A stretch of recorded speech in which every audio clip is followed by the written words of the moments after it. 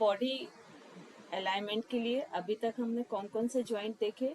नेक, shoulder, फिर spine को देखा। अब हम नेक्स्ट पर आ रहे हैं पेल्विस। तो जो पेल्विक या पेल्विस होती है, ये हमारा कौन सा एरिया है? कमर वाला एरिया, जिसको हम पेल्विक कहते हैं।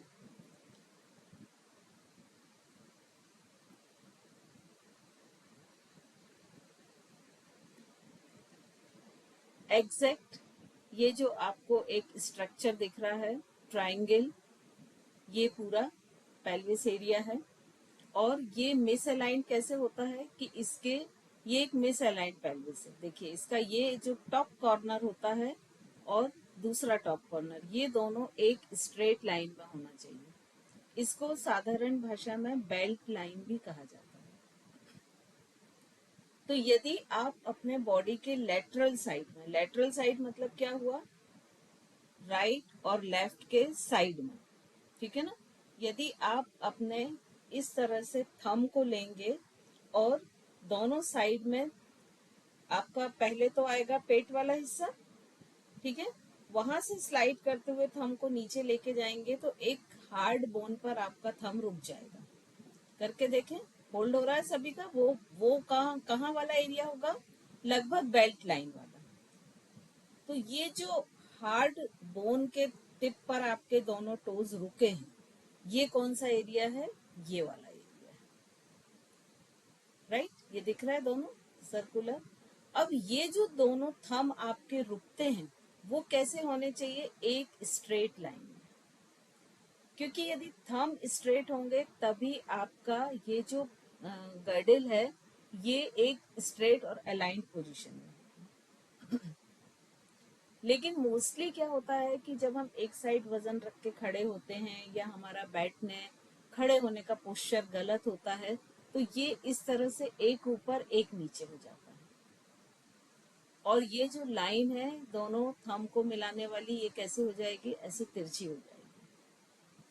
तो यहाँ पर ये कितना होना चाहिए? 180 डिग्री, है ना? उसकी जगह ये क्या हो जाएगा? तिरछा होके उसकी 180 डिग्री से एक साइड कम एक साइड ज्यादा हो जाएगा। क्लियर हुआ ये सभी को? तो यही इसका मिसअलाइनमेंट होता है। और यहाँ पर क्या होता है कि जो ये लंबर और सैक्रल वाला पोर्शन होता है, यहाँ से साइटिका नर्व निकलती है। आप लोग ने अक्सर साइटिका की प्रॉब्लम हो रही है, ये वर्ड बहुत सुना होगा। सुना है सभी ने कि वो किसी को भी साइटिका की प्रॉब्लम हो रही है। और साथ में साइटिका की जिनको प्रॉब्लम होती है, उनके लिए ज्यादातर सजेशन क्या दिया जाता है कि वो एक हार्ड सरफेस पे लेटें और मूवमेंट्स कम से कम करें। मोस्टली यही सजेशन उन लोगों को दिया जाता है। तो उसका रीजन क्या होता है कि ये जो गर्डल है, यहाँ से ये वेन निकली और जो इसका पीछे का हिस्सा होता है, मतलब हमारा हिप वाला रीजन ह्यूमंस का, वहां से ये गर्डल के नीचे से क्रॉस होती हुई और ये फीमर और टिबियो फिबुला के साथ चलती हुई पूरा हील तक जाती है, एड़ी तक जाती है। तो जब ये तिरछी होती है, तो मान लीजिए अभी ये सीधी है, यहाँ से पीछे से बोन निकल के इसके साथ जा रही है तो वो फ्री है। लेकिन मान लीजिए ये इस साइड तिरछी होगी तो क्या होगी कि वो उस नर्व को टच करने लगेगी। और वही कारण होता है साइटिका के दर्द को, साइटिका में दर्द शुरू हो जाना। ठीक है?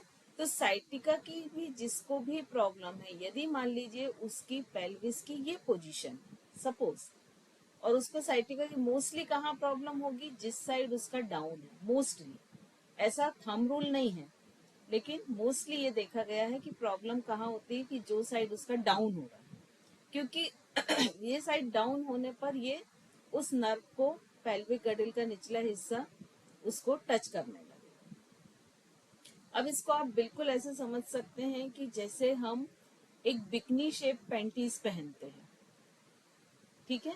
तो जहां पैंटीज का इलास्टिक है उसके ऊपर से वो नर्व निकल रही है, बेल्ट लाइन वाली है, और हिप में जहां पर पैंटीज का एक ऐसा शेप आता है, ये देखिए गर्डिल भी लगभग उसी शेप की है ना। वहां से वो नर्व हिप साइड से निकल के नीचे जा रही है। अब यदि आप इमेजिन करें कि वहां पर जो पेंटी का इलास्टिक है वो टाइट कर दें, बहुत टाइट कर दें, है ना, या वो जो गर्डिल है ये ऐसे डाउन हो जाए, दोनों की सेम ही पोजीशन है क्योंकि वो नर्व को हिट करने लगी। तो इसका सबसे अच्छा साइटिका का जो थेरेपी होती है वो योग थेरेपी ही होती है, क्योंकि साइटिका में यदि हम उसके ट्रीटमेंट के लिए जाते हैं तो एक ही ट्रीटमेंट होता है कि या तो उस पेशेंट को, मतलब 100% यही होता है कि एक हार्ड सरफेस पर सीधा लेटे वो, इवन करवट में भी मना करते हैं। और जब ये बहुत अधिक मतलब बहुत अधिक हो जाती है ये टिल्ट, तो उस समय फिर ये चूंकि वो साइटिका को बहुत अधिक इरिटेट करती तो वो पेन बहुत बढ़ जाता है। तो फिर सजेशन दिया जाता है कि सिर्फ वॉशरूम के लिए उठे, बाकी ना उठे, बेड पर ही रहे, है ना। उसके साथ कुछ इन्फ्लेमेशन, कुछ पेन किलर्स, कुछ मल्टीविटामिन इस टाइप के मेडिसिन दिए जाते हैं। तो अब इसका सबसे अच्छा तरीका क्या है कि अगर हम इस पोर्शन को ऊपर की तरफ खींचें और इस पोर्शन को डाउन करें, तो क्या इसकी पोजीशन चेंज हो सकती है? हो सकती है, लेकिन टाइम लगेगा। ऐसा नहीं होगा कि हमने 4 दिन किया और हम उसके बाद ठीक हो गए। और इसको, ये पोजीशन को करने के लिए सबसे अच्छा आसन कौन सा होता है? तिर्यक ताड़ासन। अब अगर हम इस पोजीशन की ही बात लें, मान के चलते हैं ये लेफ्ट साइड है, ये राइट साइड है, ठीक है। तो यदि हम उसके लेफ्ट हैंड को ऊपर की ओर ले जाएं और सीधा ऊपर ले जाने बोले, राइट हैंड नीचे रखें पेल्विक के पास, और तिर्यक ताड़ासन में क्या होता है, बॉडी को झुकाते हैं, बेंड करते हैं लेटरल साइड, और इसकी जो लेफ्ट बॉडी है ये पूरी राइट साइड बेंड करें। तो क्या होगा, ये पूरे मसल्स कॉन्ट्रैक्ट होंगे और ये एक्सपेंड होंगे, इनमें स्ट्रेचिंग आएगी। जब यहाँ के मसल्स स्ट्रेच होंगे तो ये इस भाग को ऊपर खींचेंगे, क्योंकि आफ्टर ऑल जो इंटरनल जितने भी ऑर्गन है वो सारे आपस में जुड़े हुए हैं, है ना। आप अगर ऐसा हाथ करके और ऐसे साइड में अभी बैठे बैठे भी बेंड होंगे तो आपको ये पूरा हिप तक एक खिंचाव महसूस होगा। तो वो उसका एक सबसे अच्छा ट्रीटमेंट होता है। अब अगर मान लीजिए वो बेड रेस्ट पे है, उसको खड़े ही नहीं होना है, तो आप सेम चीज लेटे लेटे करा सकते हैं, क्योंकि आपको तो ये मतलब है कि उसके ये पोर्शन कॉन्ट्रैक्ट हो और ये स्ट्रेचिंग आए। अब वो लेट के भी आ सकता है, बैठ के भी आ सकता है और खड़े होके भी आ सकता है। खड़े होके यदि हम तिर्यक ताड़ासन करते हैं तो भी आएगा। बैठ के यदि हम सिंपली एक हाथ को नीचे की तरफ रखते हैं और दूसरे को ऊपर और करते हैं तो भी उस पर आ रहा है। और अगर हम लेट के ये पोजीशन करते हैं कि एक हाथ को ऊपर खींच के और थोड़ा सा दोनों कंधों को साइड में खसका देते हैं, शिफ्ट कर देते हैं, तब भी वही पोजीशन होगी, ठीक है। तो यहाँ इतना सब बताने का इंटेंशन ये है कि यहाँ मैटर ये करता है कि हमको कौन सा मसल्स को खींचना है और कौन से ऐसे मसल्स हैं जिनको श्रिंक करना है या कॉन्ट्रैक्ट करना है, और वो हम कैसे कर सकते हैं। मान लीजिए उस आसन का कोई नाम आपको नहीं मालूम, कोई बात नहीं, लेकिन वो प्रोसेस तो हो रही है ना, ठीक है। तो इस तरह से ये पेल्विस का एक साइटिका के जो प्रॉब्लम होती है उसमें पेल्विस का एक बहुत इंपॉर्टेंट रोल होता है, उसका अलाइनमेंट। अब आगे बढ़ते हैं। अब देखिए, जब पेल्विस को हम बैक साइड से देखेंगे, मान लीजिए ये अलाइंड है और अगर ये मिस अलाइंड है, तो जब हम पीछे से किसी को देखेंगे तो पीछे क्या हो गए, उसके जो बटक्स हैं एक हाइटेड दिखेगा, एक थोड़ा सा लो दिखेगा। जैसे शोल्डर थे ना कि एक अप एक डाउन दिख रहा था, वैसे ही उसके बटक्स, हिप रीजन, जो हिप्स हैं वो कैसे दिखेगा, एक हल्का सा ऊपर और एक हल्का सा नीचे। मतलब अगर आप देखें तो जो ह्यूमन बटक्स होते हैं उनका एक पीक पॉइंट होता है, ऐसे राउंडेड होते हैं बटक्स। तो ये क्या हो गया, ये उनका पीक पॉइंट हो गया। तो ये जो पीक पॉइंट्स होते हैं ये ऊपर नीचे होते हैं, और उन पीक पॉइंट को जब हम देखेंगे तो वो जिस साइड नीचे झुके हैं उस साइड, मतलब जो बटक्स नीचे है, मतलब उसके पेल्विस का जो साइड है वो नीचे शिफ्ट हो गया है। ठीक है, और जो बटक्स ऊपर है वो अप साइड है। ठीक है, और इसके कारण क्या होगा, उसके पैर का जो लेंथ है उसमें भी फर्क आएगा। एक पैर थोड़ा लंबा हो जाएगा, जो ये नीचे शिफ्ट हुआ है, ये लेग थोड़ा लंबा हो जाएगा, दूसरा थोड़ा सा छोटा हो जाएगा। ठीक है, फिर अगर हम साइड से देखते हैं इसी पेल्विस को, तो देखिए ये बेल्ट लाइन हम बोलते हैं। ठीक है, अब इसको आप कैसे देखेंगे, आप देखिएगा जो जेंट्स जिनकी टमी पोर्शन बहुत अधिक है और वो बेल्ट लगाते हैं, तो वो उनका बिल्कुल ऐसा ना बेल्ट लग के ऐसा लगता है। पीछे से तो कमर पे रहेगा, लेकिन आगे से जो उसका ब्रॉच है वो डाउन रहेगा। तो उसकी पोजीशन बिल्कुल कैसी होती है, ये इस तरह की। ठीक है, तो एक ये अगर हम साइड से देखेंगे, तो साइड से देखने में बेल्ट लाइन भी तिरछी दिखेगी। और ये एक इम्बैलेंस है। अब इसमें क्या क्या इफेक्ट हो रहे हैं, देखिए शोल्डर भी अप डाउन हो सकते हैं, क्योंकि एक इसके कारण सारी चीजें इफेक्टेड होंगी। ऐसा नहीं होगा कि बॉडी का यदि पेल्विस मान लीजिए वो है मिस अलाइंड है तो सिर्फ पेल्विस है। हाँ, स्टार्टिंग में ऐसा हो सकता है कि दूसरी जगह वो हो रहा है, लेकिन वो इतना माइनर हो रहा है कि वो हमको दिख नहीं रहा, उसको हम मेजर नहीं कर पा रहे हैं कि ऐसा कुछ हो रहा है। क्लियर हुआ? तो ये होगा तो सभी जगह, लेकिन कितना क्वांटिटी में होगा ये सब में अलग अलग अमाउंट होगा, हर जॉइंट में सेम नहीं होगा। क्लियर हुआ? तो यहाँ पर देखें कि जैसे अगर ये जो प्लस साइन बन रहा है, ये कैसा होना चाहिए था, 90 डिग्री, राइट। अब ये पूरा जो सर प्लस साइन है ये पूरा घूम गया।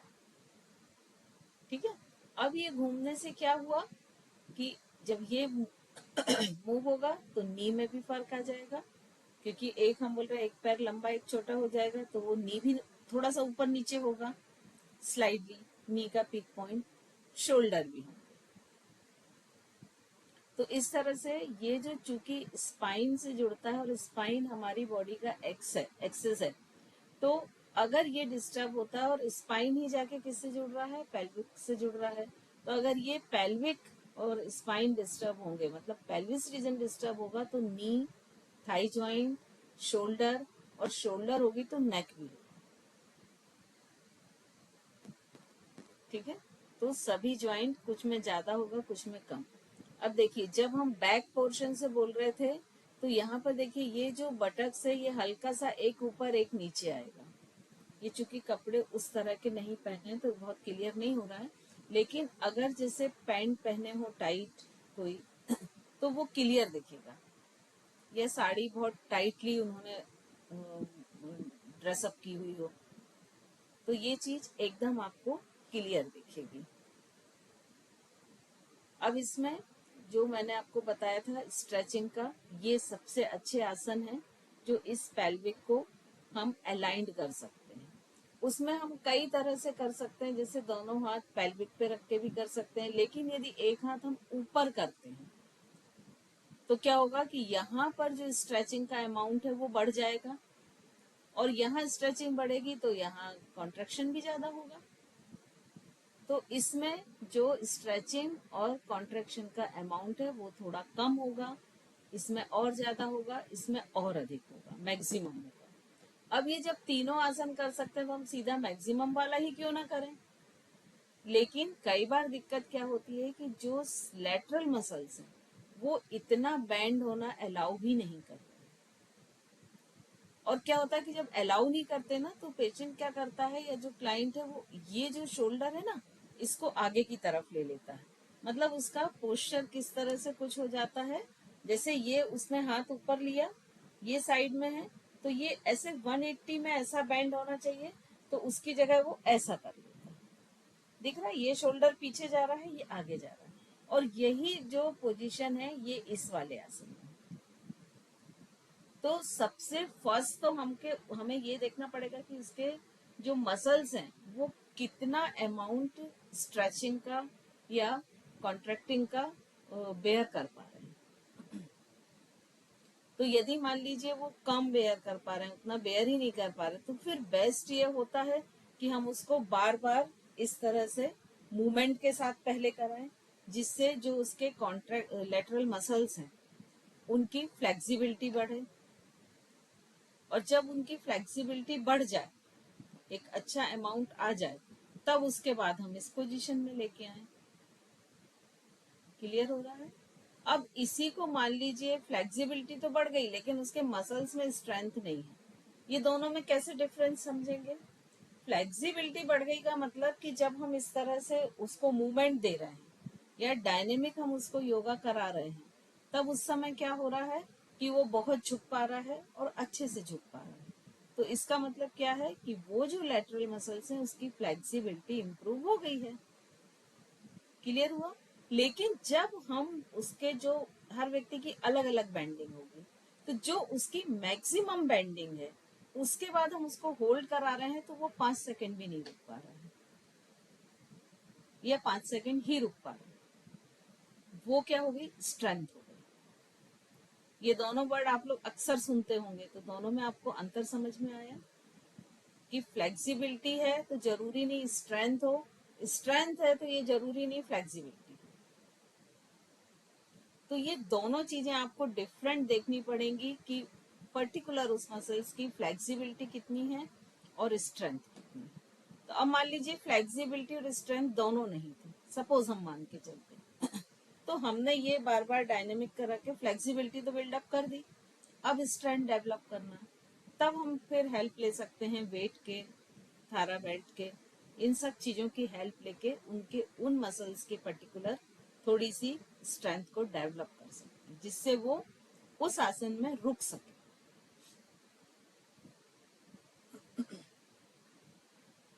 ये कुछ और आसन हैं जो हम फिर प्रैक्टिकल के समय और ध्यान से देखेंगे।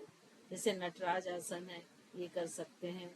फिर ये जो पार्श्वकोण आसन है, जानुशिरासन है, इनको थोड़े से हम वेरिएशन के साथ भी कर सकते हैं कि जो स्ट्रेच करना है उसको हम ऊपर की तरफ करके स्ट्रेच कर दें। फिर कुछ इस तरह के आसन भी रहते हैं कि यदि मान लीजिए एक इस साइड उनका झुका हुआ, इसको ऊपर की तरफ लेना, तो यहाँ से प्रेशर देके। तो ये सब तरीके हैं। तिर्यक भुजंगासन एक बहुत अच्छा आसन है पेल्विक को अलाइन करने के लिए। ये देखिए इसमें भी पूरा पेल्विक खिंच रही है, ये अगर पैर यहाँ तक खींचे तो पूरी स्ट्रेचिंग यहाँ तक आएगी, राइट? तो ये इस तरह के आसन करा सकते हैं। इसमें रोप को यूज कर सकते हैं कि इस तरह से उसके पूरे पैर को खींचें, जिससे वो पेल्विक को ऊपर की तरफ या नीचे की तरफ जहां भी हमको उसको स्ट्रेचिंग देनी है वो कर पाए। रोप का इस तरह भी हम यूज कर सकते हैं। ये जब रोप यूज करते तो देखिए नी पूरा स्ट्रेट होगा, अदरवाइज विदाउट रोप के हम ये कराएंगे ना तो यहाँ पे नी माइक्रो बेंड हो जाएगा।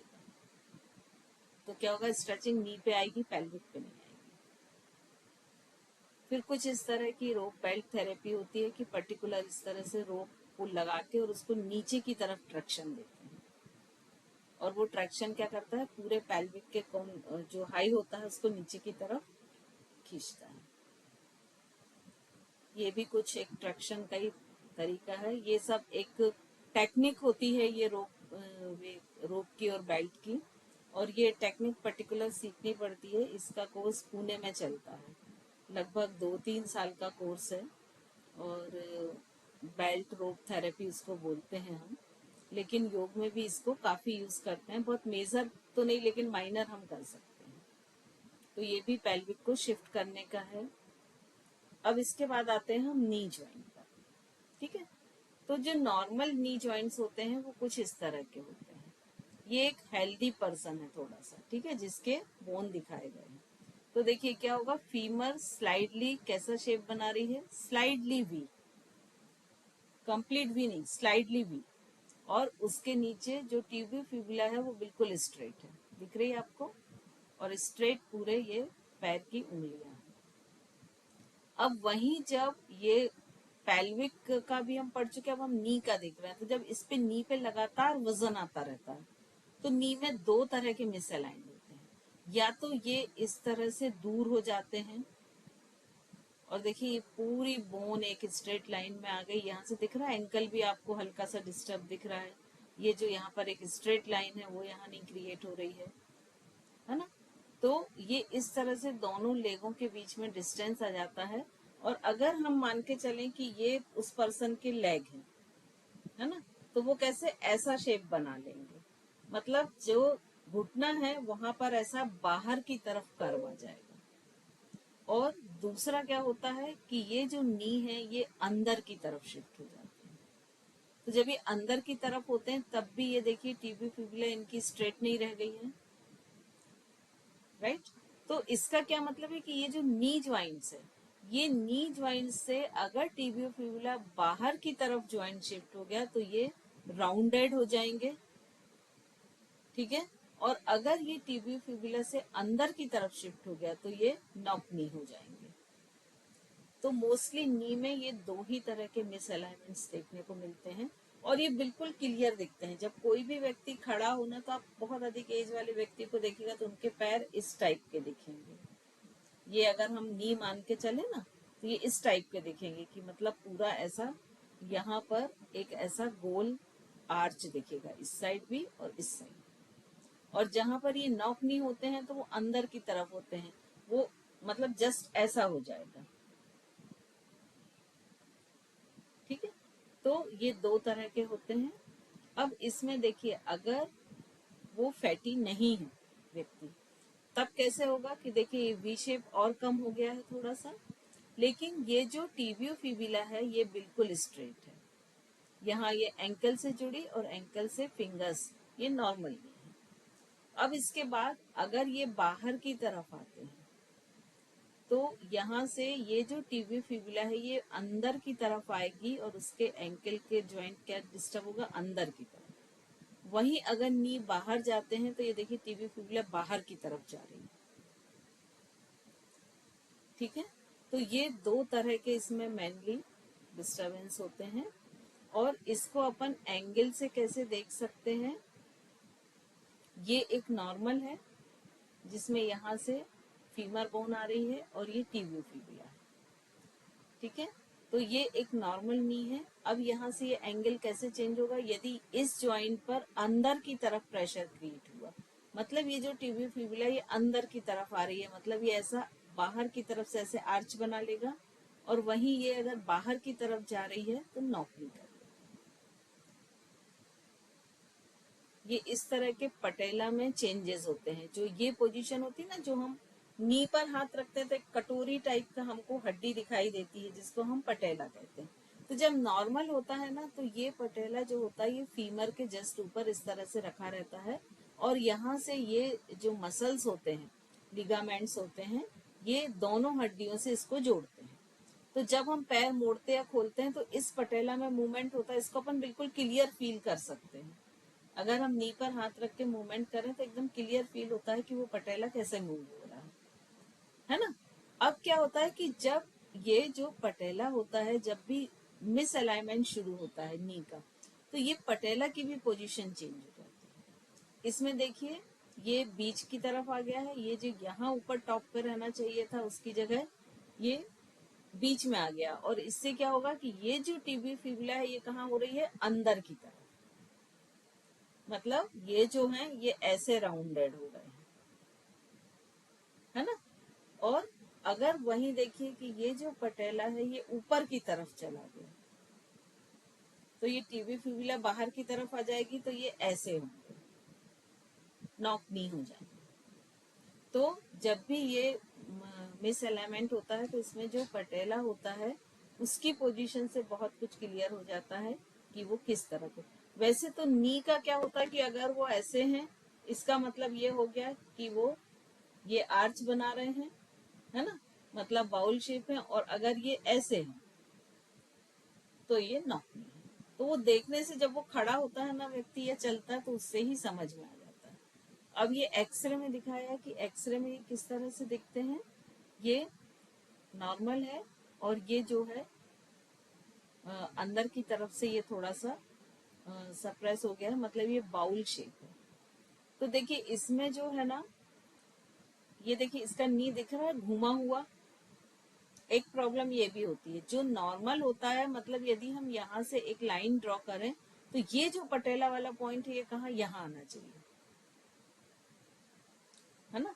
और फिर वहां से टीबियो फिबुला, तो ये यहाँ पर नी ही अंदर की तरफ रोटेट हो गया, और ये नी जब अंदर की तरफ रोटेट होगा तो ये स्टार्टिंग पोजीशन है। धीरे धीरे क्या होगी कि ये बोन इस तरह से बाहर आने लगेगी। अभी भी देखिए हल्का सा शेप दिख रहा है, कर्व। तो ये एक्सरे में कुछ इस तरह का दिखता है। और जनरल क्या होता है कि जो नी प्रॉब्लम होती है, तो देखिए जब ये आपको दिख रहा है, ये दो बोन है, ये फीमर है, ये टिबियो फिबुला, इन दोनों कहाँ से जुड़ रही हैं, ये जो आपको गैप दिख रहा है ये जुड़ रही है। यहाँ पर क्या होता है, कार्टिलेज होता है और साइनोवियल फ्लूइड होता है। अब वो सब यहाँ हट चुका है, तो आप देखिए इनके बीच का गैप इक्वल नहीं है, यहाँ पे ज्यादा गैप दिख रहा है आपको और यहाँ पर कम दिख रहा है। ठीक है, तो जो एक साधारण भाषा में बोलते हैं ना कि घुटनों में गैप आ गया है, वो यही होता है कि घुटनों में गैप आ गया। इसका मतलब ये होता है कि ये जो अंदर दो बोन्स के बीच का ये जो गैप है ये अनइक्वल हो गया, एक जगह का गैप हो गया। और एक अब क्या होगा, जब ये थोड़ा सा और बढ़ेगा तो क्या होगा, ये बोन का जो कोना है ये आपस में एक दूसरे से फ्रिक्शन करेगा, रगड़ खाएगा, और रगड़ खाने से क्या होगा कि यहाँ पूरे में इन्फ्लेमेशन होगा, पेन होगा, दर्द होगा। तो ये नी रिप्लेसमेंट का एक मेन कारण होता है। अब अगर इसको ही हमें ट्रीटमेंट देना है, मान के चलिए, तो आप किस तरह से देंगे, ये एक्सरे आपके सामने है ना, पेशेंट का ये एक्सरे है, आप ऐसा मान के चलिए। तो आपने एक्सरे में देखा कि नहीं, उसका ये जो इनर पोर्शन है, मतलब इनर कौन सा, थाई के अंदर वाला, एक ये लेटरल है, एक ये लेटरल है, इनर लेटरल और ये आउटर लेटरल। तो ये कौन सा हो गया, हम मान के चलते ये इनर लेटरल है। ठीक है, तो इसका मतलब क्या हो गया कि ये जो इंटरनल मसल्स होती हैं पैर के, वो खींचनी चाहिए। जैसे फॉर एग्जाम्पल जब हम लेग्स को बैठ के ओपन करते हैं या खड़े होके ओपन करते हैं, तो आपने फील किया कि आपके इनर पूरे जो मसल्स होते हैं, लेटरल मसल्स, उनमें खिंचाव आता है ना। और ये पोर्शन जो है ये डाउन होना चाहिए। तो यहाँ से यदि हम एंकल को अलाइन कर देंगे ना, तो ये अपने आप यहाँ पे खिंचाव हो जाता है। तो ये पोजीशन देखने के बाद हम डिसाइड करेंगे कि हमको उस पेशेंट के पैरों की पोजीशन हम कैसी मेंटेन करें कि वो प्रॉपर स्ट्रेचिंग हो जिस मसल्स में हम चाहते हैं, या प्रॉपर कॉन्ट्रेक्शन हो जहां हम चाहते हैं। और जब मसल्स में मान लो इसको मैं खींच रही हूँ, फॉर एग्जाम्पल कि ये मैं ऐसे हाथ को खींच रही हूँ, तो क्या सिर्फ उंगलियों पे स्ट्रेचिंग रहेगी, नहीं, उंगलियों पे रहेगी, ये स्ट्रेचिंग पूरी यहाँ तक आएगी, मसल्स पर होगी, और चूंकि मसल्स क्या बोन से जुड़ी हुई हैं, तो बोन पर भी आएगी। खींच के देखिए इस तरह से, अब कीजिए और हाथ को ऊपर की तरफ खींचिए, दोनों हाथों को खींचिए जोर से, देखिए पूरी एल्बो बल्कि यहाँ तक स्ट्रेचिंग आ रही होगी आपको, है ना। तो चूंकि जो मसल्स हैं वो बोन से पूरी तरह से जुड़ी हुई होती हैं, और वो जब जुड़ी होती हैं तो फिर जो स्ट्रेचिंग है वो भी प्रॉपर सभी जगह आएगी।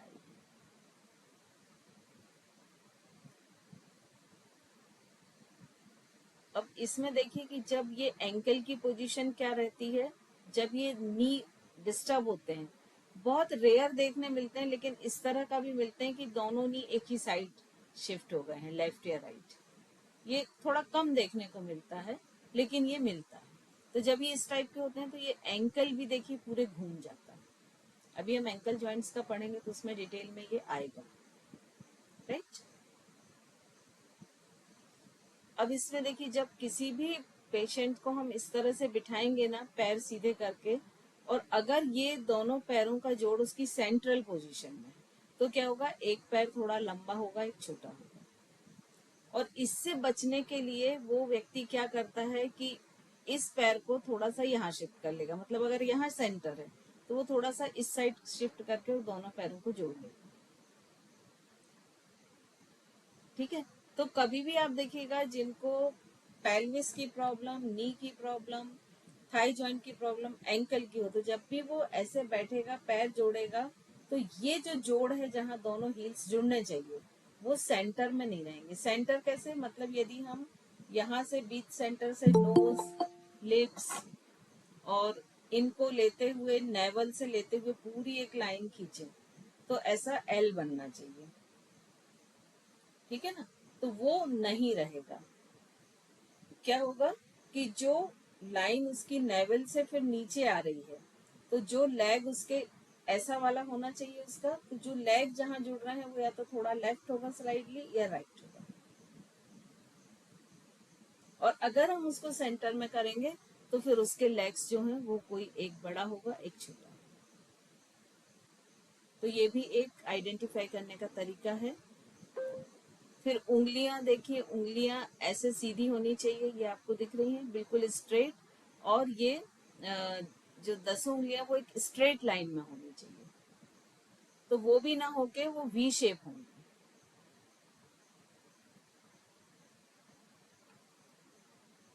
अब इसमें जो ऑस्टियोआर्थराइटिस होता है उसका थोड़ा सा मैं आपको दिखा रही हूँ, क्योंकि वो नी प्रॉब्लम वालों को एक वो भी बहुत प्रॉब्लम होती है।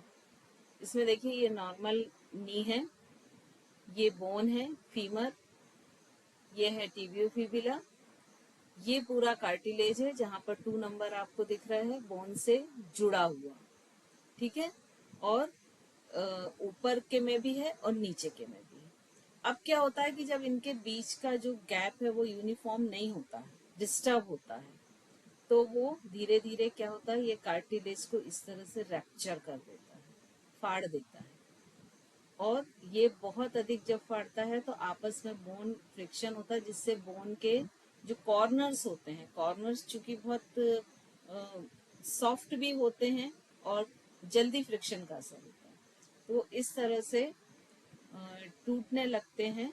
और यहाँ का जो कार्टिलेज और साइनोवियल फ्लूइड होता है वो पूरी तरह से बाहर निकल जाता है। तो ये अर्थराइटिस के स्टेप होते हैं। और धीरे धीरे यहाँ पर इन्फ्लेमेशन और दर्द जो है वो बढ़ता जाता है। और चूंकि यहाँ पर सपोर्टिंग चलने के लिए नी ही होता है, तो उस पेशेंट की चाल में बहुत अंतर आ जाएगा, एकदम फर्क आ जाएगा। एक और इसमें आप देख लीजिए, ये नॉर्मल नी जॉइंट है।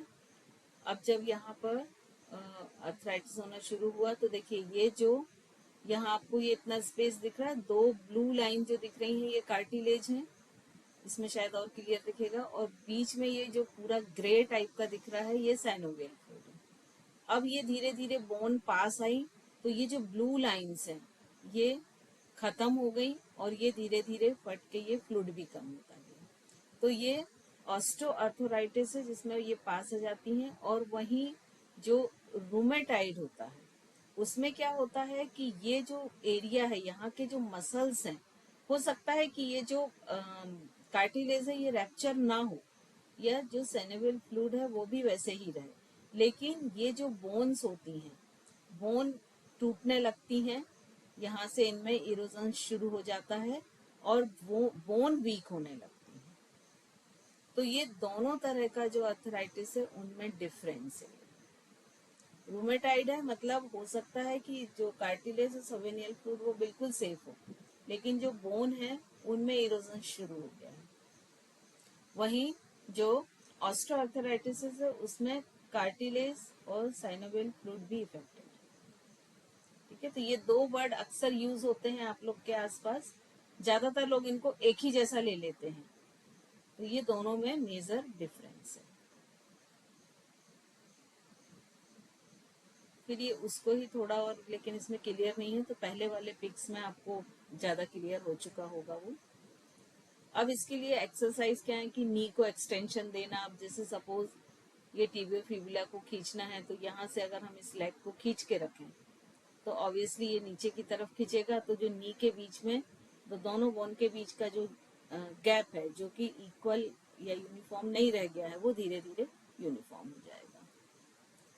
इस तरह से ये बहुत सारी एक्सरसाइज होती हैं, डिपेंड करता है कि किसको किस तरह से कराना है। ये एक बहुत एक्सरसाइज, अच्छी एक्सरसाइज होती है स्विस बॉल को हील से पुश करना, तो ये मसल्स की स्ट्रेंथ को बहुत अच्छी तरह से बढ़ा देती है, इम्प्रूव कर देती है। देखिए ये सारी एक्सरसाइज इसी की हैं। ये बेल्ट थेरेपी है कि मान लीजिए यदि हम यहाँ से बांध के रोप को और ट्रैक्शन देते हैं तो क्या होगा, ऊपर का जो पोर्शन है वो इसमें दिखा नहीं है, लेकिन ऊपर हम इस तरह से हाथ करके उस पेशेंट को लिटा देते हैं और उसको बोलते हैं कि हाथ ऊपर खींच के रखें। तो उससे क्या होता है कि उसकी जो फीमर है वो अपर बॉडी की स्ट्रेच के कारण ऊपर की ओर खींची हुई है और यहाँ लोअर से ये ट्रैक्शन दे रहे हैं। तो क्या होता है कि एक जैसे ये दो बोन और ये है, तो ये ऊपर की तरफ खींच रही है, ये नीचे की तरफ। तो धीरे धीरे क्या होता है कि ये जो ज्वाइंट्स कम या ज्यादा हुआ है या अनइक्वल हुआ, वो धीरे धीरे बैलेंस होता जाता है। तो ये भी एक बहुत अच्छी थेरेपी होती है। ये आपको एक पिक्चर दिखाया था कि नी ऐसा रोटेट हो गया था, देखा था एक पिक्चर की जो वो दो लाइंस बनी थी और नी पूरा ऐसा अंदर की तरफ घूम गया था, है ना। ये उसके लिए थेरेपी होती है। तो इसमें जो वो बेल्ट है उसको इस तरह बांधते कि जैसे नी ऐसा हो गया है, तो यहाँ से ये बेल्ट इस तरह की स्ट्रेचिंग देता है और यहाँ से इस तरह की। तो जब लगातार इस तरह की स्ट्रेचिंग मिलती है तो धीरे धीरे ये जो ऐसा घुमा हुआ नी है ये धीरे धीरे अपनी जगह पर आ जाता है। अब इसके बाद हम लास्ट आते हैं एंकल जॉइंट पर।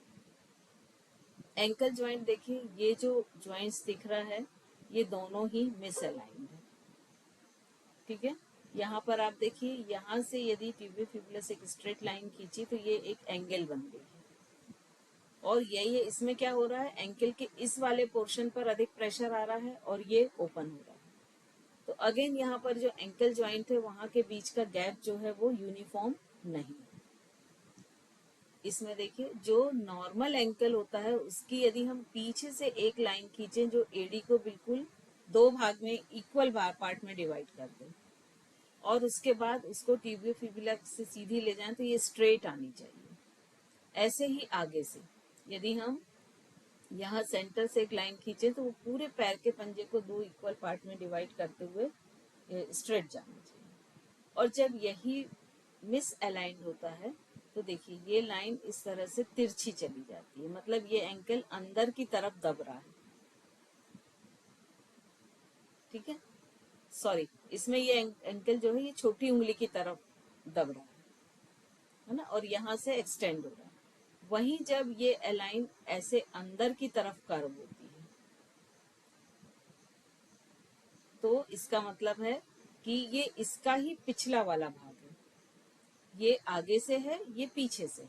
तो जब ये इस तरह का कर्व हो गया मतलब यहाँ पर उसका अंगूठा है, बिग टो, तो इसका मतलब वो छोटी उंगली की तरफ जो है ये थोड़ा सा कॉन्ट्रैक्ट हो रहा है, दब रहा है और यहाँ से एक्सपेंड हो रहा है। तो यदि किसी भी व्यक्ति को ऐसा हम खड़ा करते हैं तो देखिए अगर ये पूरी स्ट्रेट लाइन आ रही है इट मीन्स उसका एंकल जो है वो अलाइंड है, और यदि ये लाइन ऐसे घूम के आ रही है इसका मतलब उसका एंकल जो है वो मिस अलाइंड है। तो सबसे पहले तो उसको जानने का तरीका कैसा होता है, देखिए ये एक न्यूट्रल पोजीशन है, ठीक है। वहीं पर जब इसको हम प्रोनेट करेंगे तो ये इस तरह का तिरछा आएगा और जब सुपरनेट करेंगे तो ये इस तरह की लाइन आएगी, जो अभी हमने इसके पहले वाले पिक्चर में देखी थी ना ये वाला। उसकी यदि हम लाइंस मिलाएंगे इसकी और इस पॉइंट की तो देखिए यहाँ पर दो उभरे हुए पॉइंट होते हैं ना एंकल के आजू बाजू में, ऐसे ठोस हड्डी होती है, ठीक है। यहाँ पे देखिए ये एक बोन इधर है, यही है उभरा हुआ भाग है ना, तो दूसरा इधर है। तो ये लाइन कैसी आ रही है, तिरछी। वहीं यहाँ पे देखिए ये बिल्कुल सीधा है। तो उसी चीज को इस पिक्चर में बताया है कि जब हम सीधा लेटेंगे तो वो कैसा लाइन आएगी और जब उल्टा लेटेंगे तो कैसी आएगी। अब देखिए ये थोड़ा डिटेल में ये देखें कि इसमें अभी हमने एक प्रॉब्लम देखी थी कि एक पैर थोड़ा सा छोटा हो जाता है और थोड़ा बड़ा हो जाता है। ये उसका सलूशन है कि जो एक शू पैड आते हैं, तो जो पैर छोटा है उसमें आप एक ऐसा शू पैड डलवा सकते हो पेशेंट को, ऐसा थिन लाइन होता है और वो शू पैड डालने से उसके दोनों लेग इक्वल हो जाएंगे, तो उसका जो चाल में एक ऐसा लचकपन रहेगा ना, वो चीज खत्म हो जाएगी। तो ये उसके लिए है। और इससे एंकल, दूसरा इससे क्या फायदा होगा कि दो तरह के शू पैड आते हैं। एक तो आते हैं ऐसा फ्लैट होते हैं, सभी लोगों ने देखे होंगे एक्स्ट्रा डालने के। दूसरे आते हैं वो हल्के से ऐसे कर्व होते हैं, जो यहाँ आपको दिख रहा है, ये कर्व, ये दिख रहा है।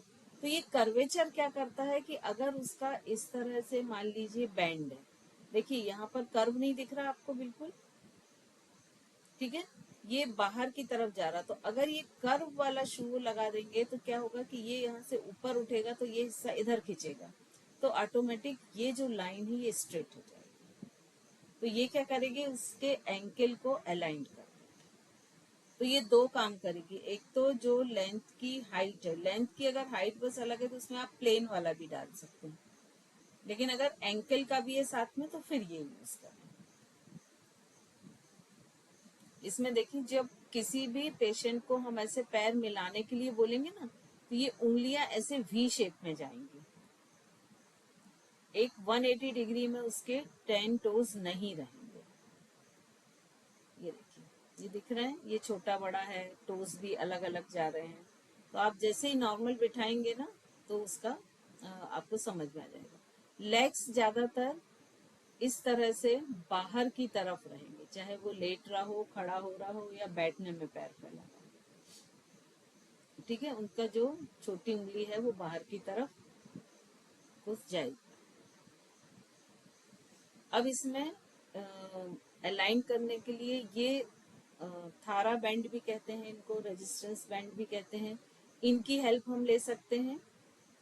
यहाँ पर देखिए ये बहुत तरीके से किया जा रहा है, जिसके कारण वो अलाइंड हो रहा है। जैसे इसमें क्या हो रहा है, ये पूरा पैर का पंजा ये इन्वर्जन वाली पोजीशन हो रही है, तो ये इसको पूरा बाहर की तरफ खींच रहे हैं।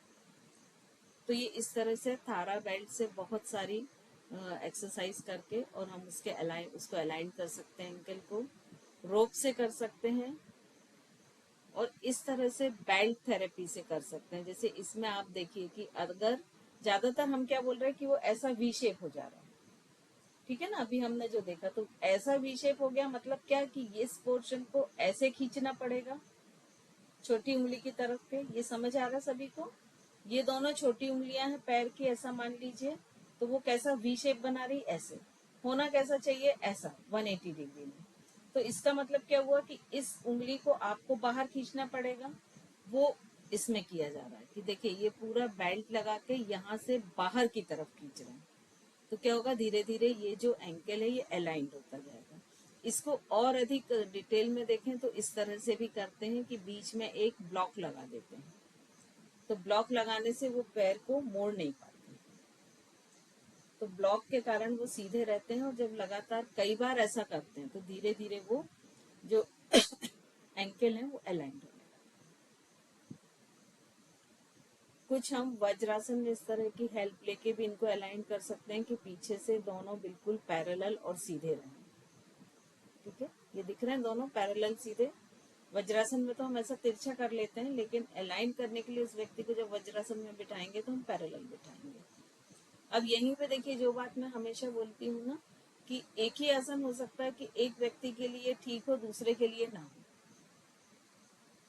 तो अब यहाँ यदि हम ये सोचे कि नहीं नहीं भाई, वो तो अगर वज्रासन में बैठे हैं तो ऐसे ही होना चाहिए, ठीक है, लेकिन इस व्यक्ति के लिए चूंकि इसके एंकल मिसअलाइन है, देखिए यहाँ पर आप अगर ध्यान से देखें तो एक ब्लॉक लगाया गया है, ये ब्लू दिख रहा है आपको, तो ये इसके कारण इसको आगे नहीं बढ़ने देगा हील्स को, और ये इसको दोनों पैरों की उंगलियों में यहाँ पर भी हम चाहें तो एक ब्लॉक लगा सकते हैं। तो अब अगर देखा जाए तो ये जो वज्रासन है ये एक्यूरेट नहीं है, लेकिन इस व्यक्ति के लिए ये यूजफुल है, ठीक है। तो इस तरह से वज्रासन में बैठा के भी कर सकते हैं, कुछ इस तरह से स्ट्रेचिंग देके रोप बेल्ट के साथ किया जा सकता है। ये यहाँ पर देखिए मिस अलाइनमेंट दिख रहा है, आप दिख रहे हैं ये पैर उठा रहे हैं तो ये साइड में जा रहा है, स्ट्रेट नहीं हो रहा है। तो जब भी आप स्ट्रेट लेग करके उसका पैर ऊपर उठाएंगे लेट के, तब भी वो थोड़ा सा ऐसा तिरछा जाएगा। ऐसे उठना चाहिए सीधा, ऐसा नहीं जाएगा, ऐसा तिरछा जाएगा। या ऐसा जाएगा, जिस साइड भी उसका एंकल मिसअलाइंड होगा। ये अगेन वही रोप थेरेपी है, तो इससे प्रेशर देके और स्ट्रेचिंग देके एंकल को अलाइन कर सकते हैं। ये बहुत सारे पैटर्न हैं जिनको डिपेंड करता है कि उसका मिसअलाइनमेंट क्या है, और उसके अकॉर्डिंग उन्हें हम कर सकते हैं।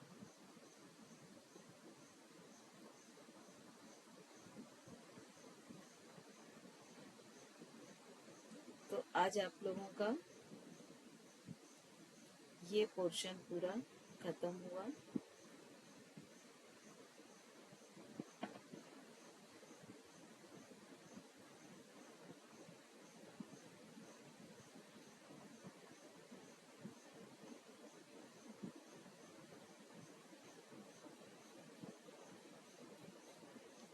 चलिए, अब आप लोग की कोई क्वेश्चन है तो पूछ सकते हैं। जी साक्षी जी।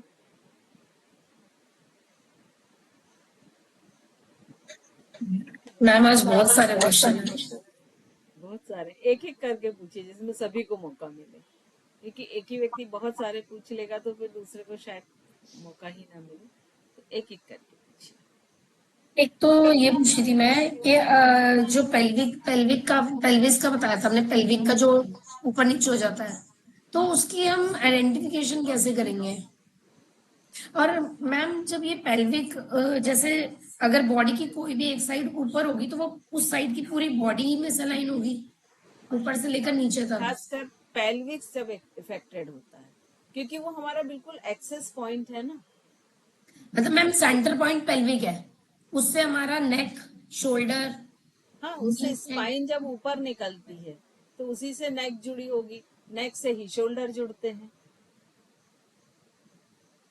और मैम जैसे एक चीज, जैसे पेल्विक हमारा ऐसे हुआ, राइट साइड पे अप हुआ, तो ऑब्वियस सी बात है कि फिर ये चीजें हमारी डाउन होंगी, ऑपोजिट साइड की डाउन होंगी। नहीं, ये मालूम बहुत जरूरी नहीं होता है। कई बार क्या होता है, व्यक्ति अपने आप को मैनेज करने के लिए ना इस शोल्डर को डाउन कर लेता है, तो उसके एक साइड जो अप पेल्विक साइड के मसल्स होते हैं ना, वो हमेशा कॉन्ट्रैक्ट रहते हैं।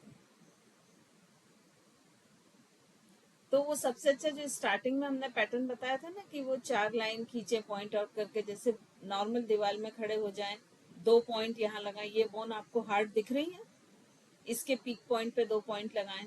फिर जैसे अभी 2 थंब को ऐसे लेटरल साइड से नीचे ले जाएं, और जहां पर आपको वो बोन टकरा रही है, अभी कराया था अभी थोड़ी सी देर पहले, है ना, कि आप ऐसे नीचे ले गए थे, वहां पर 2 पॉइंट लगाएं, नी के आजू बाजू में जहाँ पटेला है वहां पॉइंट लगाएं एंकल के, और उनको मिला दें। तो वो एक सबसे अच्छा तरीका है कि आपके मिस अलाइनमेंट्स क्या क्या है, या जिस भी व्यक्ति के हम देखना चाहते हैं उनके क्या क्या है। और ये ना बहुत शॉर्ट टाइम के लिए कि ये सब करें। जब लगातार हम इस चीज को वर्क करते जाएंगे ना, तो आप मतलब बिल्कुल आंखों से ही आपको समझ में आ जाएगा कि ये चीज मिस अलाइन है। फिर आपको जरूरत नहीं पड़ेगी। जैसे मान लीजिए आपको लगता है कि पेल्विस मिस अलाइंड है, आप बैक पोर्शन देखें तो वो बटक से एकदम क्लियर समझ आ जाएगा, वो अप डाउन रहेंगे तो आपको तुरंत समझ आ जाएगा कि नहीं नहीं, ये चीज थोड़ी सी मिस है। मैम एक और पूछ लूं, अभी है बहुत सारे बट सब पूछ लेंगे फिर उसके बाद पूछ लूंगी। मैम ये जो पटेला है इसको नी कैप भी कहते हैं, हाँ, तो मैम जैसे नी कैप ना, पटेला, ये मतलब मुंह घूम भी जाता है ये? कई बार लोगों का घूम जाता है। जैसे जैसे जैसे ये बोन है ना, इसके ऊपर ऐसा कैप लगा हुआ है। अब अगर ये बोन ऐसे घूमी तो ये तो डिस्टर्ब होगा ही ना, क्योंकि ये जुड़ा हुआ है। ये इस तरह से है, यहाँ से ये फीमर से जुड़ा है और यहाँ से ये टीबी फीमर। अब ये बोन ऐसी घूम रही है तो यहाँ पर मसल्स में भी तो स्ट्रेचिंग आएगी ना, तो ये भी धीरे धीरे ऐसा हो जाएगा। तो मैम ये क्योंकि घूम, हाँ जी मैम, हाँ जी मैम, बोले, मैम ये जब घूम जाता है तो वहां का मांस भी फट जाता है मैम एक्चुअली? जरूरी नहीं है। मैम देखिए, ये जो प्रोसेस होती है ना, ये एक दिन में नहीं होती है कभी भी। ये क्या सालों तक चलने वाली है। जैसे अब सालों तक व्यक्ति एक साइड से पैर, एक साइड वजन रख के खड़ा हो रहा है, और ये होता है क्योंकि क्या होता है कि जिसकी आदत जिस साइड वजन रख के खड़े होने की होती है ना, वो वही होता है खड़ा। तो धीरे धीरे धीरे धीरे मूव करते हैं, तो वहाँ का जो मसल्स होते हैं वो फटते कभी नहीं है, क्योंकि ये बहुत शॉर्ट टाइम वाली प्रोसेस नहीं है, ये लॉन्ग टाइम में होती है, तो वो अपने आप को मैनेज करते जाते हैं। मैम एक्चुअली ये ना मेरे को टीनेज में ये प्रॉब्लम थी कि मतलब चलते चलते भी मेरी वो पटेला घूम जाता था, तो मेरा सारा मांस फट जाता था वहां। हाँ, अगर वो हुए सडनली जब होगा तब होगा, सडनली हुआ ना तब होगा, लेकिन जो मिसअलाइनमेंट्स होते हैं वो तो धीरे धीरे होते हैं ना। अब मैम वही चीज मेरी बेटी को भी हो गई है, तो मैम वो हेरिडिटरी हो गई है। नहीं, वो हेरिडिटी नहीं है, वो जो पटेला के आसपास के मसल्स हैं, जैसे ये दो बोन है उनके ऊपर ये पटेला है, अब ये पटेला के से जो मसल्स से जो बोन से जुड़ रहे हैं वो वीक है, आप उनकी स्ट्रेंथ बढ़वाइए, बिल्कुल नहीं होगा। क्योंकि मैम उसको इतना डर लगता है, वो ना स्पोर्ट्स कर पाती है इस चक्कर में ना कुछ, क्योंकि नहीं, उसका आप सडनली हो उसके जाता है। पर्टिकुलर पटेला मसल्स के जो है उनकी स्ट्रेंथ को डेवलप कीजिए, तो ये बिल्कुल भी नहीं। तो मैम वो, टाइम लगेगा, लेकिन ऐसा नहीं होगा कि हमने एक हफ्ते की और इफेक्ट दिखे, हाँ जी टाइम लगेगा लेकिन नहीं होगा। मैम, उसके लिए इफेक्टिव एक्सरसाइज कौन सी है, क्या कैसे करनी चाहिए? आप नोट करके रखें, अब थोड़े ही दिन में हमारे जब प्रैक्टिकल सेशन होंगे ना, तो उसमें फिर हम ये क्वेश्चन लेंगे, क्योंकि अभी मैं ऐसे बताऊंगी भी तो आप समझ नहीं पाएंगे, ठीक उस समय फिर वो प्रैक्टिकल का ही सेटअप रहेगा, तो आप नोट करके रख लीजिए, है ना, तो ठीक है उसमें मैम। हम ये प्रॉब्लम ले लेंगे, ठीक है। Thank you ma'am. ठीक है, प्रियंका जी।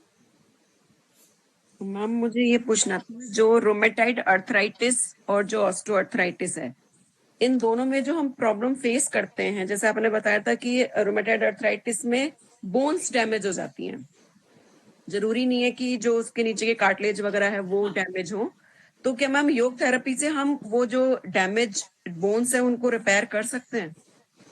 बहुत मुश्किल होता है, और ये डिपेंड करता है एज पे, जैसे ग्रोइंग एज है तो आप कर सकते हैं, लेकिन ओल्ड एज है तो आप नहीं कर सकते, लेकिन उसको हम रोक सकते हैं, पहली चीज।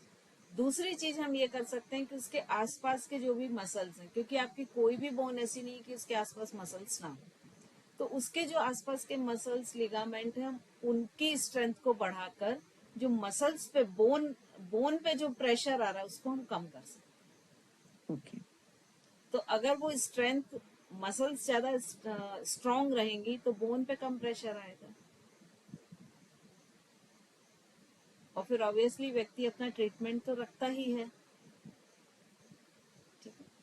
अच्छा मैम, एक छोटा सा क्वेश्चन, जैसे मेरी बेटी के ना नौकनी है, मतलब जब वो खड़ी होती है तो मैंने महसूस किया है कि उसके दोनों घुटने आपस में मिले रहते हैं, और तलवे में भी उसके गैप नहीं है, मतलब शेप वाला, तो वो तो मैंने समझ लिया कि मैं शू का जो क्या आता है वो शू पैड हाँ, आता है वो मैं यूज कर सकती हूँ। जो उसके जो लेकिन जो नौकनी है वो मतलब कोई ऐसी बीमारी नहीं है, लेकिन मैंने महसूस किया है कि वो ऐसे खड़ी होती है तो वो तेज नहीं भाग पाती, स्पीड में नहीं भाग पाती, तो वो इससे ये सब चीजें हम योग थेरेपी से धीरे धीरे कंट्रोल बिल्कुल। कर सकते हैं ना? नौकनी के लिए तो सिंपल सी एक्सरसाइज है कि जो अपन दंडासन में बैठते हैं वैसे बिठाओ, दोनों नी के बीच में एक ब्लॉक रख दो, और उसको बोलो कि अपने दोनों जो पैर के अंगूठे होते हैं ना, बिग टो, उनको आपस में मिलाए, लेकिन ऐसे तिरछे करके ना मिलाए, सीधे के सीधे ठीक। मिलाए फिर छोड़े, मिलाए फिर छोड़े। ठीक है। Okay ma'am, thank you. चलिए, रितु जी। मैम एक तो ये चीज पूछनी थी कि शाइटिका और स्लिप डिस्क सेम प्रॉब्लम है? साइटिका एक नर्व का नाम है, जो हमारी बॉडी की सबसे बड़ी नर्व, सबसे मोटी नर्व है, और उस नर्व को जब पेल्विक टच करने लगता है तो उससे ये प्रॉब्लम। मैम वैसे तो मैं समझ गई थी, क्योंकि डिस्क एक के ऊपर एक होती है, वो हल्की सी हिलती है, जरा सा भी मोशन में आती है तो वहां पर स्लिप डिस्क हो गई। हाँ, और जो तो हमारी ऐसी, साइटिका जो पीछे की तरफ जा रही है काफ मसल्स हाँ, में, वो खींचती है। प्रॉब्लम देखिए दोनों अलग अलग हैं, लेकिन ये पॉसिबल है कि मान लीजिए साइटिका नर्व जहां से निकल रही है वहीं पर स्लिप डिस्क हुआ है, तो स्लिप डिस्क के कारण साइटिका नर्व भी इरिटेट हो रही है, वही मैम, कल एक मैं तो वीडियो वो देख भी रही थी, हो तो सकता है। उसमें उन्होंने बोला कि जब डिस्क हिल जाती है, वहां से नर्व निकलती है, तो वो साइटिका की प्रॉब्लम हाँ, और वो सेम हो तो गई। ये ये कब प्रॉब्लम होगी, जब पर्टिकुलर, आई थिंक L5S1 से निकलती, मैं बहुत श्योर नहीं हूँ, लेकिन वहीं से आसपास से पर्टिकुलर वही जब डिस्क है वो स्लिप होगी, तब दोनों प्रॉब्लम होंगे। अब मान लीजिए ऊपर कहीं L1 L2 में हो गया, तो दोनों हो ये जरूरी है। मतलब ये कंपलसरी नहीं है कि साइटिका है तो स्लिप डिस्क होगा ही, या स्लिप डिस्क है तो साइटिका होगा ही। दोनों डिफरेंट भी हो सकते हैं, और अगर पर्टिकुलर जहां से साइटिका नर्व निकलती है वही डिस्क उसकी डिसलोकेट हो रही है तो दोनों भी हो सकते हैं। मैम एक चीज और, जैसे भी आपने बताया त्रियंक ताड़ासन, तो त्रियंक ताड़ासन अगर जैसे पैल्विक एक साइड से नीचे है तो हम उसको लेफ्ट राइट से है तो लेफ्ट साइड कराएंगे उसको हाँ, ऊपर लाने। ऑब्वियसली जो डाउन है वो हिस्सा खींचना चाहिए, हाँ, तो एक हम फिर सीधा सा दूसरी हो, साइड से नहीं कराएंगे, एक ही से ज्यादा कर, एक ही से कराएंगे। और अधोमुख श्वानासन शाइटिका में हम ले सकते हैं। ले सकते हैं साइटिका। Thank you. तो यहाँ पर हमको सिर्फ ये देखना है कि मसल्स का मूवमेंट, कोई भी आसन कराने पे मसल्स का मूवमेंट क्या होता है, कौन से, और उसके लिए सबसे अच्छा तरीका ये होता है कि आप खुद करके देख लो। कोई भी याद करने की जरूरत नहीं है, कुछ भी नहीं है। यदि आप खुद करके देखो आपको तुरंत समझ में आ जाएगा कि मेरी ये मसल खिंच रही है नहीं खिंच रही है। तो कई बार तो ऐसा भी होता है कि मान लीजिए कोई सामने पेशेंट है, अब हमको नहीं समझ आ रहा तो वही आसन पहले खुद करके देख लो कि रुकिए हम आपको बता रहे हैं कैसे करना है, और जब आप खुद करोगे आपको तुरंत समझ में आ जाएगा कि हमारे किस तरफ की नर्व्स खिंच रही हैं, कौन सी किस पर इफेक्ट नहीं आ रहा है, उस तरह से आप उनको गाइड कर देंगे। ठीक है पर्णिका जी। सॉरी मैम, एक मिनट, पनिका दीदी एक मिनट मैम, इसी से रिलेटेड एक क्वेश्चन है रितु दीदी ने जो पूछा है। मैम ये जो साइटिका होती है ये मतलब पेल्विक से जो, अगर पेल्विक में नर्व टच होगी तो वहां पे साइटिका होएगा? देखिए साइटिका नर्व आपकी पेल्विक से लेके एड़ी तक जा रही है। हाँ जी। यदि नी भी घूमेगा और मान लो वो इस डायरेक्शन में घूम रहा है कि वो साइटिका को दबा रहा है, सप्रेस कर रहा है, तो वहां से भी प्रॉब्लम होगी। यदि एंकल घूमेगा, डिपेंड करता है कि वो किस तरह से उसका मूवमेंट हो रहा है और वो नर्व को टच कर रहा है कि नहीं कर रहा है, सप्रेस कर रहा है कि नहीं कर रहा है। मतलब मैम ऊपर से ये आ रही है नीचे तक, हाँ तो ये ऊपर किसी भी रीजन में ये जहां टच हो रही है, जिस रीजन को वहां वहां से, हाँ वहां वो प्रॉब्लम शुरू है। हाँ, लेकिन मोस्टली ये पेल्विस रीजन से होता है। Thank you. Parnika ji. Ma'am जैसे फ्लैट फुट के लिए आपने वज्रासन बताया, कुशन रख के और ब्लॉक रख के, तो और भी कुछ एक्सरसाइज है इसके लिए? हाँ ये प्रैक्टिकल में हम करेंगे सारी। अच्छा। देखिए सिंपल आप कर सकते हैं कि एक टॉवल बिछा दें, है ना, और उस पर एक छोटी चेयर रख दें, जैसे कोई प्लास्टिक चेयर जो बहुत हैवी ना हो, और जो व्यक्ति है उसको अपना बिग टो और फर्स्ट फिंगर से उस टॉवल को खींचने के लिए बोले। ओके।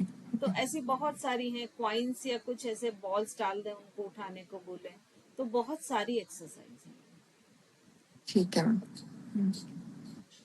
चलिए श्वेता जी।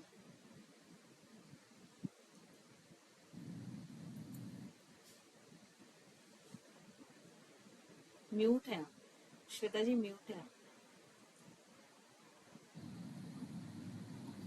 हेलो मैम, मेरा एक क्वेश्चन था कि जैसे पेल्विस मिस अलाइन होता है तो मतलब जिसका मिस अलाइन हो रहा है क्या उसको कुछ फील आता है या फिर उसको पेन होता है कहीं, मतलब उस पॉइंट पे, या फिर कुछ? देखिए ये जो मिसअलाइनमेंट होता है ना, ये जब तक नॉर्मल लेवल पे रहता है ना, मतलब 10 डिग्री तक तो किसी को कोई फील नहीं होता है। अभी आप एक स्टडी करिएगा कि लगभग 40 से ऊपर जो लोग हैं, तो अगर आप 10 लोगों को टारगेट करेंगे तो 10 में से लगभग 10 लोग ही मिलेंगे कि जिनका कोई ना कोई किसी ना किसी ज्वाइंट से मिसअलाइन होगा। क्योंकि हमारे क्या है, उठने बैठने सोने, सारे जो पोस्चर्स होते हैं चलने के, सारे पोस्चर्स डिफेक्टेड हैं। हमारी अवेयरनेस कहाँ है उसके लिए। तो क्या होता है कि जब तक हम यंग हैं तो सारे जॉइंट्स उसको बेयर करते रहते हैं, स्ट्रेंथ होती है, एनर्जी होती है, और धीरे धीरे वो अपने एंगल को चेंज करते हैं। लेकिन जब 40 के बाद डाउन फॉल आता है ना, ग्रोइंग पीरियड वैसे तो पहले ही खत्म हो जाता है, लेकिन जब डाउन फॉल आ जाता है तब फिर वो अपना रिजल्ट देना शुरू करते हैं। ओके।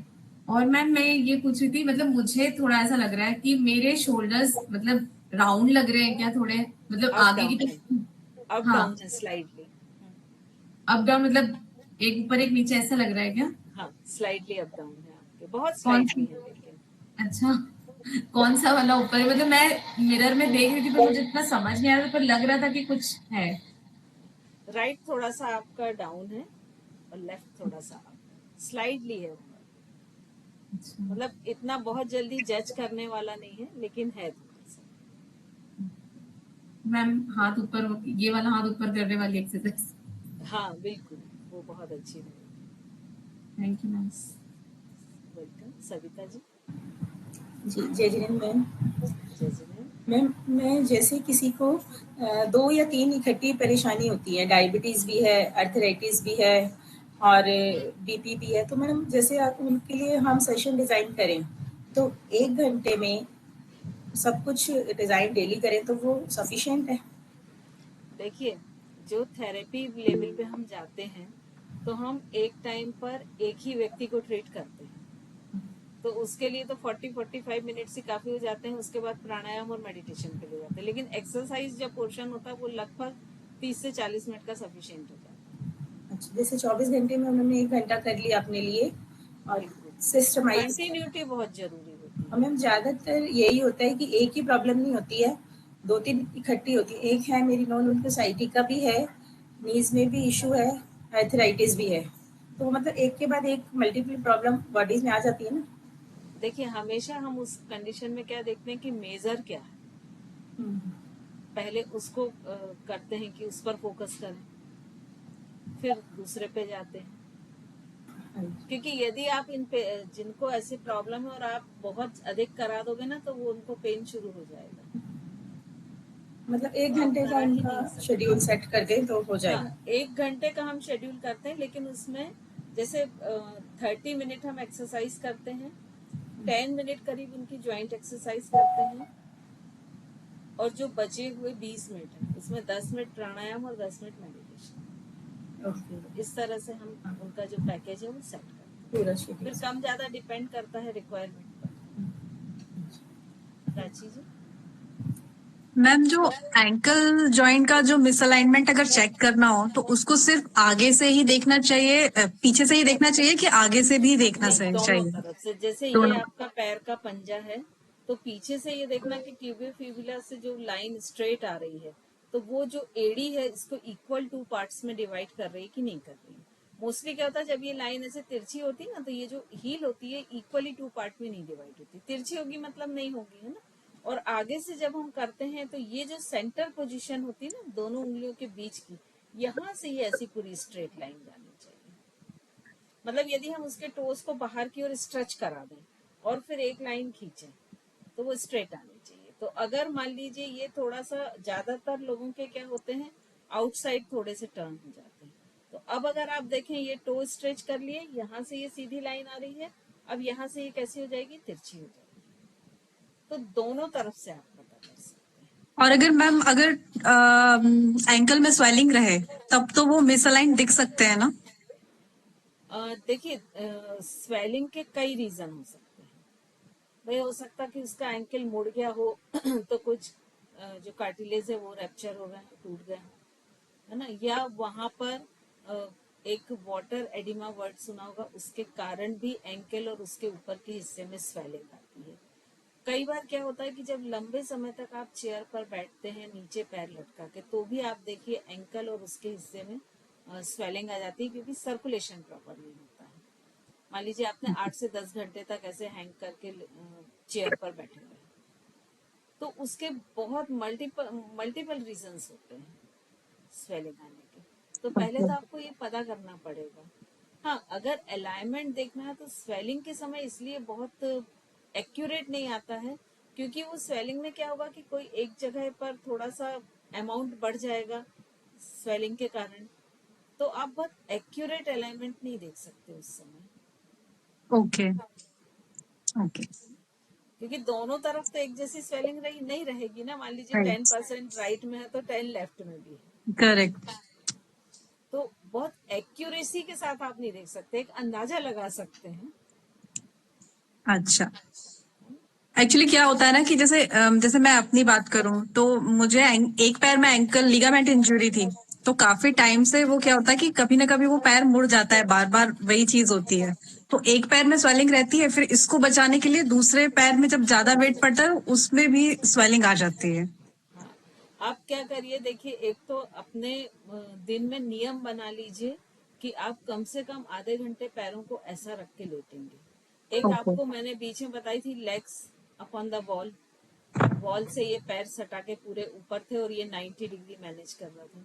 वो एक्सरसाइज आप दिन में कम से कम आधे घंटे करिए, और वो आप खाना खाने के बाद भी कर सकते हैं। उससे आपका डाइजेशन इम्प्रूव ही होगा, उसमें कोई फर्क नहीं पड़ने वाला। ओके। ठीक है, तो एक जो लेग्स अपॉन द वॉल है उस पे रखिए।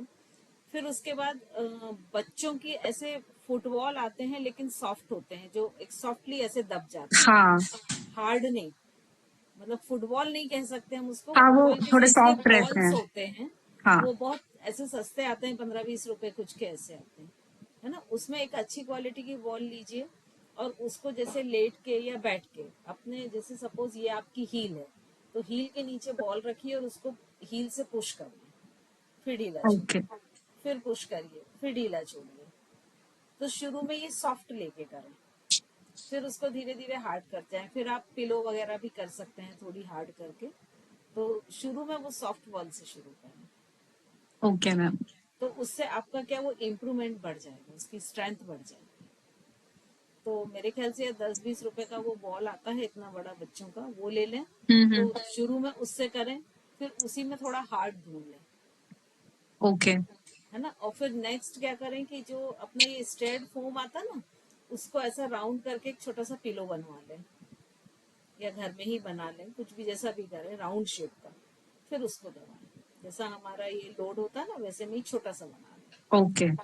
फिर उस पे करें। तो ये ऐसे 3-4 स्टेप पर करेंगे ना तो वो हो जाएगा। ठीक है, थैंक यू मैम।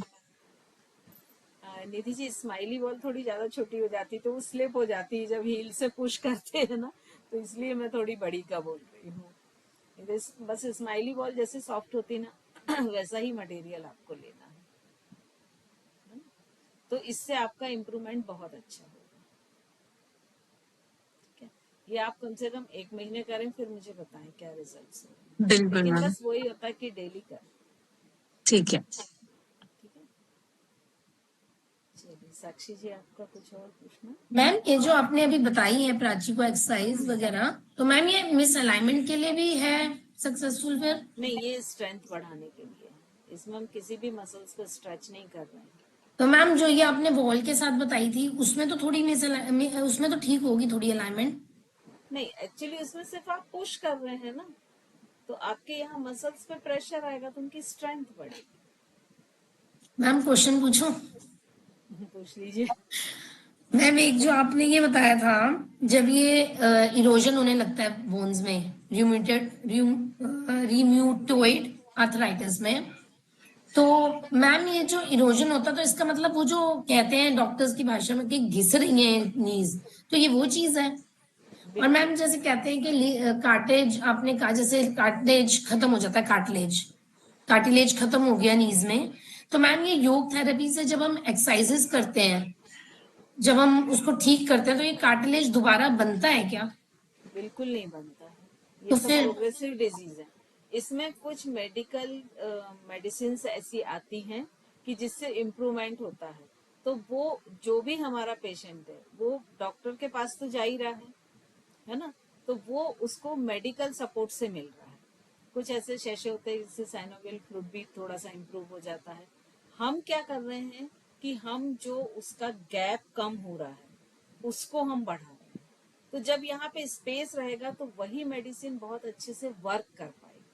यदि सपोज ये ऐसे ही रहे और वो मेडिसिन खाता रहे, तो जो उसको मान लीजिए सालों में इफेक्ट होगा, और वो यदि हम उसके साथ ये प्रोसेस भी कर रहे हैं तो वो इफेक्ट्स उसके बढ़ जाएंगे। ठीक है, तो ये एक मतलब ऐसा कभी भी नहीं मान के चलिए कि ये हम ही बस ये कर सके, मतलब बहुत सारी चीजों का मिला जुला हुआ वो इफेक्ट होता है। ठीक है, फिर हम क्या करते हैं कि उसके जो आसपास के मसल्स, लिगामेंट्स होते हैं, उनकी स्ट्रेंथ को बढ़ाते हैं। तो क्या होता है कि जो बोन पर प्रेशर आ रहा है और जो बोन नीचे की तरफ दब रही, वो कम हो जाता है। तो वो जो प्रोग्रेसिव डिजीज की प्रोग्रेस हो रही है उसकी स्पीड को हम स्लो करते हैं और फिर लगभग बंद कर देते हैं। तो उसमें ये प्लस पॉइंट होता है कि वो जहां तक हुई है और उसके बाद वो मेडिसिन से जितनी इम्प्रूव हो रही है कम से कम उसके आगे नहीं बढ़ती। तो उससे क्या फर्क होता है कि जैसे किसी को नी रिप्लेसमेंट के लिए सर्जरी बोली है, तो मान लीजिए उसको बोली कि भाई आपको 1 साल बाद सर्जरी करानी ही पड़ेगी, और यदि वो मेडिकल ट्रीटमेंट और ये थेरेपी साथ में लेता है तो हो सकता है 10-15 साल की उसको ना करानी पड़े। ठीक है रितु जी? मैम एक चीज और, रितु दी देखना, पूछो पूछो। मैम ये जो कार्टिलेज जैसे रैप्चर हो जाता है कार्टिलेज, तो ये मैम जब मतलब एक तरह से पंक्चर हो गया ये, तो मैम ये बोन के वहां पर चिपका रहता है या ये बिल्कुल मतलब बोन के हेड से लगा हुआ है। लगा रहता है? तो मैम अगर इसमें हम वो ट्रीटमेंट देते हैं तो मतलब वो वहां पर कार्टिलेज है मतलब? ये जरूरी नहीं ना, ये डिपेंड करता है कि उसकी क्या कंडीशन है। स्टार्टिंग अगर कंडीशन है तो है कार्टिलेज, मान लीजिए बहुत अधिक हो चुका है, उसका एकदम क्रॉनिक डिजीज हो चुकी है जी तो हो सकता नहीं भी है। क्या तो मैम? वो डिपेंड करता है पेशेंट किस स्टेज पे। और मैम अगर जिसका जैसे थोड़ा भी होता है तो मतलब ये चीज बनती है या नहीं बनती? नहीं, ये जो मेडिकल आजकल मेडिसिन बहुत अच्छी आती हैं तो वो काफी सपोर्टिंग रहती हैं। और अगर वहाँ की जो साइनोवियल फ्लूइड भी अगर वहाँ का मेंटेन होता है तो वो उसको एक चिकनाई देता जाता है, तो ओके फ्रिक्शन कम होता जाता है। Okay ma'am. मैम एक चीज और, मैम जैसे आपने कहा ये लेग छोटी हो जाती हैं, तो मैम ये छोटी बड़ी किस रीजन से हो जाती हैं? अगर इनके बीच में इतना गैप है और ये गैप कम हो गया, हाँ मान जी, लीजिए इन दोनों के बीच में 2 सेंटीमीटर या का मैम गैप है सपोज, समझ आ है ना, गया। क्योंकि कार्टिलेज है, साइनोवियल या फ्लूइड है, मैम वो कम हो एड़ी वो घिस तो रही है ऐसा नीज। होगा। हाँ जी मैम अब ठीक। यहाँ पर लेग में 3-4 जॉइंट है, हिप जॉइंट भी है, नी जॉइंट भी है, एंकल जॉइंट है। अब ठीक है मैम। तीनों का अगर 1-1 सेंटीमीटर भी कम हुआ, एक हाँ से जी एक कम, ठीक है तो मैम। वो ऐसा नहीं होता कि बहुत 2 पैर ऐसे हैं तो ऐसे हो गए, हाँ जी हाँ जी हाँ स्लाइटली जी डिफरेंस होता है ना, ठीक कुछ है। Centimeters. Thank you ma'am. Welcome Ritu ji. Ma'am जैसे अभी सविता दीदी ने बोला कि जो भी उनका कोई है पेशेंट, उनको डायबिटीज भी है, अर्थराइटिस भी है, शाइटिका भी है। तो जब शाइटिका है और उसमें हम कोई आसन से कराते हैं जिसमें सर को नीचे झुकाने वाले, तो वो तो फिर जैसे बीपी वालों को नहीं करने चाहिए। तो ये चीजें भी हमें उसमें ध्यान रखनी पड़ेंगी कि हम सारी चीजें देखिए, ये तो 3 मेजर प्रॉब्लम है। ठीक है, आपको तो ये भी ध्यान रखना कि उनकी थॉट प्रोसेस क्या है, वो डाइट किस तरह की ले रही है, उनकी पूरी रूटीन क्या है। ये एक होलिस्टिक थेरेपी है, तो इसमें हम किसी भी चीज को नहीं छोड़ते हैं, ना हम मेडिकल को छोड़ते हैं, ना आयुर्वेद को छोड़ते हैं, ना नेचुरोपैथी को छोड़ते हैं। तो आपको ये भी देखना पड़ेगा, क्योंकि कई बार थॉट्स ही रिस्पॉन्सिबल होते हैं उनकी जो बीमारी है उसको इम्प्रूव करने में। तो उनके मेरे वे ख्याल ऑफ से थिंकिंग क्या है। 50% से भी 75% इस टाइम थॉट प्रोसेस ज्यादा प्रॉब्लम देते हैं। बिल्कुल, तो आपको वो भी देखना है कि उनकी थॉट प्रोसेस क्या है, उनकी फूड प्रोसेस क्या है, उनकी डेली रूटीन क्या है, उनकी स्लीपिंग प्रोसेस क्या है। तो बहुत सारी चीजें ध्यान में रखेंगे तभी आप उसको हेल्दी कर पाएंगे, है ना। तो ये तो सिर्फ एक सुपरफिशियल है जो पेशेंट खुद बता देता है। अब जो बाकी चीजें नहीं बताएगा, उसकी स्लीप साइकिल क्या है, उसकी थॉट प्रोसेस क्या है, उसकी डाइट कैसी, बहुत बार ना डाइट भी पेशेंट खुद नहीं बता पाते। नहीं, हम तो बस एक ही रोटी खाते हैं फिर भी वेट बढ़ रहा, लेकिन वो कब खाते हैं, कैसे खाते हैं, और कम खाना भी वेट बढ़ने का कारण होता है। तो ये बहुत सारी चीजें आपको खुद डायग्नोसिस करनी होती हैं, और फिर वो सब देख के शुरू में क्या करिए कि उन सबको लिख लीजिए जिसके ऊपर भी आप काम कर रहे हैं, है ना। और वो सब देख के फिर आप डिसाइड कीजिए कि अब हम इसको क्या करा सकते हैं। ये सब आपके चैलेंजिंग टास्क हैं एक तरह से देखें, है ना, कि इतने सारे आपको चैलेंजेस मिले हुए हैं। अब इन सबको देखते हुए अब हम उसके लिए क्या बेस्ट कर सकते हैं कि वो उसमें इम्प्रूवमेंट होना शुरू हो जाए, या जो चीज प्रोग्रेसिव डिजीज हो रही है उसकी स्पीड स्लो हो जाए। फर्स्ट हमेशा स्पीड स्लो होने पे आएगा, हमेशा ऐसा नहीं होगा कि पहले ही स्टॉप हो जाए।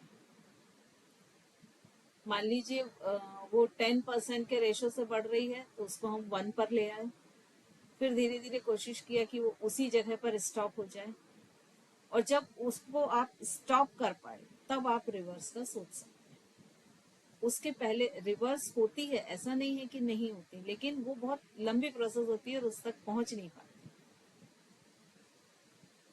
ठीक है निधि जी?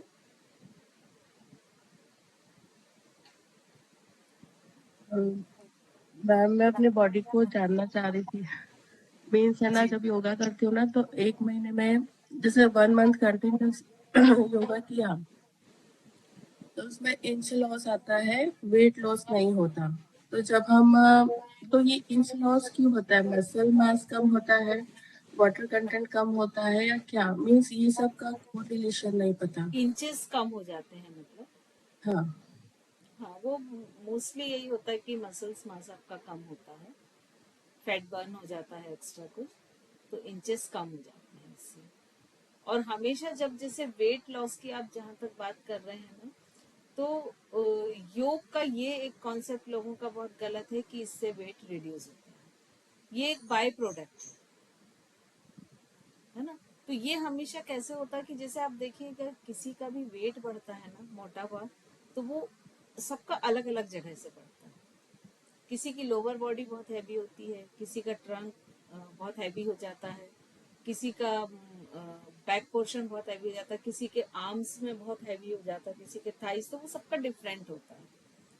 तो पहले तो ये फाइंड आउट करना पड़ेगा कि आपका फैट कहाँ पर है, और फिर पर्टिकुलर उस हिस्से की एक्सरसाइज आपको करनी पड़ेगी, ओवरऑल से नहीं होगा। अब उसमें भी क्या होता है कि जब हम एक्सरसाइज करना शुरू करते हैं तो जैसे सपोज हम मान के चलते हैं कि हमारे वैली पोर्शन में फैट है ना, लेकिन ऐसा नहीं होता कि बाकी पूरा दुबला पतला हो सिर्फ वैली पोर्शन में। एक्सेस होता है लेकिन वो हर जगह कुछ कुछ स्प्रेड होता है। तो सबसे पहले आप देखिएगा जब आप एक वैली के लिए एक्सरसाइज करना शुरू करेंगे तो सबसे पहले आपके इस एरिया का वेट वो फैट कम होना शुरू होगा, आपके जो बैक में होगा फैट वो कम होना शुरू होगा, फिर आपके आर्म्स का होगा, आपके थाइज और हिप्स का होगा, सबसे लास्ट में आपका कहाँ जाएगा? वैली पोर्शन में। और लोग उतना वेट नहीं कर पाते क्योंकि उसमें कंटिन्यूटी होना बहुत जरूरी है। मान लीजिए आपने 2 दिन किया, एक दिन छोड़ दिया, तो आप फिर पहले दिन पे 0 पे चले गए, फिर 2 दिन किया, फिर छोड़ दिया, फिर 0 पे चले गए, तो आप हर बार 0 से चल रहे हैं, तो हर बार 2 ही स्टेप तो ले पा रहे हैं, आगे बढ़ कहाँ पा रहे हैं। तो एक कंटिन्यूटी होना जरूरी है। अब जब वैली पे फैट बचा तो वो भी हमें देखना पड़ता है कि भाई वो किस तरह का, ऐसा तो नहीं है कि वो कोई स्ट्रेस में रहता है, कार्टिसोल बहुत अधिक सीक्रेट हो रहा है, तो आप कितना भी एक्सरसाइज कर लीजिए, या ऐसा तो नहीं कि उसको थायराइड का इश्यू है। तो वो चीजें आपको फाइंड आउट करनी पड़ेंगी कि क्या है। और उसके बाद भी वैली भी 3 पोर्शन में डिवाइड हो जाती है, एक अपर, एक मिडिल, एक लोअर। तो जब वहां का भी कम होता है तो सबसे पहले आपको अपर वैली के लिए काम करना पड़ेगा, क्योंकि हमेशा अपर वैली से रिड्यूस होना शुरू होता है, फिर मिडिल में, और सबसे लास्ट में होता है लोअर। आप देखिए कई बार लोग बहुत स्लिम ट्रिम होते हैं लेकिन लोअर वैली ऐसे लटकती हुई रहती है, काफी आप लोगों ने ऐसे देखे हैं। तो सबसे लास्ट में वो कम होता है। तो एक तो पेशेंसली आप उसमें जुटे रहें और ये फाइंड आउट करें कि हमको पहले कहाँ का करना है वेट कम। और ज्यादातर लोग क्या होते हैं कि जब भी पेट के साइज बड़ा होता है तो लोग बस जुट जाते हैं कि हमको तो वैली वेट कम करना है ना, और वो फिर होता नहीं है। तो आप कोशिश करें कि सबसे पहले ये देखें कि आपको किस जगह आपका वेट ज्यादा है, और स्टार्टिंग आप हमेशा अपर बॉडी से करें। तो कुछ ऐसे एक्सरसाइज करें जो पहले अपर बॉडी पे इफेक्ट करें, कि जितने साइड टायर्स हैं, आपका लोअर डॉर्सिलेटिसिमस मसल्स बेल्ट है वो फ्लेक्सिबल और स्ट्रेंथ, और उसमें अगर एक्स्ट्रा फैट है तो उसको रिड्यूस करें, है ना। फिर कई बार ब्रेस्ट बहुत हैवी हो जाते हैं तो कुछ एक्सरसाइज वो करें, क्योंकि कई लोगों का मोटापा ऐसा भी बढ़ता है कि ब्रेस्ट हैवी हो जाते हैं। फिर उसके बाद में आर्म्स पे आए, फिर थाइस पर आए, फिर लास्ट में वैली पोर्शन पे जाए। तो ये वाला जो कम होता है ना, जैसे आपने 1 हफ्ते अभी किया तो हो सकता है आपका 500 ग्राम या 1 kg कम हो जाए, लेकिन ये अस्थायी होता है। जैसे ही आपने एक दिन नहीं किया तो ये रिवर्स होना पड़ेगा, स्नैप बैक हो जाता है ये सारा। तो सबसे पहले तो ये फिक्स करें कि अगर आपको मान लीजिए आप टारगेट लेते हैं 2 महीने का, तो 2 महीने मतलब कंटिन्यू, ऐसा नहीं कि हम उसको छोड़ दें। हाँ, टाइम चेंज कर लें, थोड़ा सा उसका अमाउंट कम ज्यादा कर लें कि मान लो रोज 1 घंटा नहीं कर पा रहे, किसी दिन टाइम नहीं है, तो हम 10 मिनट में करें, लेकिन वो चीज स्किप ना करें। तो इस तरह से आप करें तो वो जरूर फर्क पड़ेगा, इसमें वेट में भी आएगा। और आप अपने कार्टिसोल के लेवल को जरूर देखें, क्योंकि थायराइड और कार्टिसोल ये 2 चीजें ऐसी होती हैं कि ये वेट को कम नहीं होने देती जब तक ये रहता है। चलिए, और किसी का है क्या? मैम आपकी वाली पकड़ हमें चाहिए, हमें भी ऐसा समझ पाए चीजों को कि देखो अभी कौन दीप्ति जी बोल रही थी ना कि ऐसा ना हो हम ज्यादा घुस जाएं। तो अब आप जब एंटर कर रहे हैं तो धीरे धीरे वो नजरें होती जाएंगी डेवलप, और शुरुआत हो गई, अवेयरनेस हो गई, मतलब अब उस राह पे चल ही पड़ेंगे, ऐसा मान सकते। जी निधि जी, आप कुछ बोल रहे थे। मैम इंच लॉस का मैं इसलिए पूछ रही थी, इंच लॉस होता क्यों है? वाटर कंटेंट कम होता है मसल्स में या मसल मास कम हो जाता है? नहीं, मुझे लगता है स्टार्टिंग का अगर आप देख रहे हैं तो वो वाटर कंटेंट कम होता है, उसके बाद सेकंड मसल्स मास आता है। ओके, और जो फैट बर्न हुआ है वो इसी में इंक्लूड होगा या वो कुछ अलग होता है? नहीं, ये एक्चुअली क्या होता है, सबसे पहले बॉडी का जो भी वाटर इनटेक होता है या वाटर होता है मसल्स में वो रिड्यूस होता है, फिर मसल मास, फिर जो एक्स्ट्रा फैट होता है उस जगह पे वो बर्न होना शुरू होता है। क्योंकि हमारी बॉडी क्या होती है ना कि जैसे जो लोग बहुत फास्ट करते हैं, देखिए, या सभी को नहीं बोल रहे, लेकिन एक ही बॉडी का पोस्चर, जैसे अगर मैं अभी आपको बोलूं कि भाई अगले 2 दिन बाद ऐसा 1 हफ्ते के लिए लॉकडाउन लगने वाला है, आपके पास 2 दिन, तो आप क्या करोगे? सबसे पहले अपने किचन को देखोगे कि क्या क्या चीजें नहीं है, वो पूरी स्टोर कर लोगे 1 हफ्ते के लिए, और 1 हफ्ते से ज्यादा के लिए ही करोगे, है ना। फिर आपके जो दूसरी जरूरत की चीजें हैं वो करोगे। तो ये ह्यूमन टेंडेंसी है स्टोर करने की। तो क्या होता है कि जब ह्यूमन बॉडी को एक पर्टिकुलर डाइट नहीं मिलती है तो उसकी बॉडी क्या करती है, उसको स्टोर करना शुरू कर देती है कि यार ये तो मुझे प्रॉपर डाइट नहीं मिलती, मैं अपने लिए एनर्जी लेवल पे स्टोर करके रखूं, और धीरे धीरे फैट डिपॉजिट हो सकता है। फैट क्या है, बॉडी के लिए एक एनर्जी स्टोर है ना। तो धीरे धीरे वो फैट को डिपॉजिट करने लगती है। आप देखिएगा ज्यादातर ये फैट डिपॉजिट 40 के बाद होता है लेडीज में, क्योंकि 40 तक आप जो रहते हैं ना, वो आपका इस तरफ ध्यान नहीं जाता है।